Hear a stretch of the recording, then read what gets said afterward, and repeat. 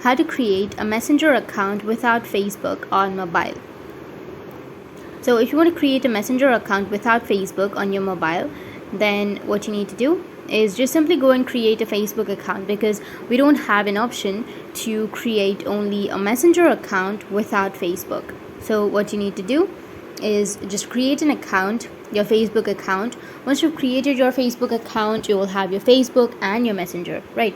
So if you want to only use your Messenger and not your Facebook, then you can just deactivate your Facebook and you'll still be able to use your Messenger.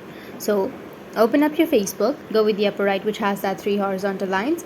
Scroll down, go with settings and privacy, and tap on settings. Under settings, you can go with the account center, go with personal details, go with account ownership and control, and then deactivation or deletion. Select your Facebook, go with deactivate account, tap on continue, proceed with the following steps and deactivate your Facebook account. Once you deactivate your Facebook account will be removed, or you'll no longer be able to use your Facebook. But if you go with your Messenger, you'll be able to use your Messenger. In this way, you'll be able to use your Messenger and not your Facebook. And if you have any questions, feel free to comment below. Thanks for watching.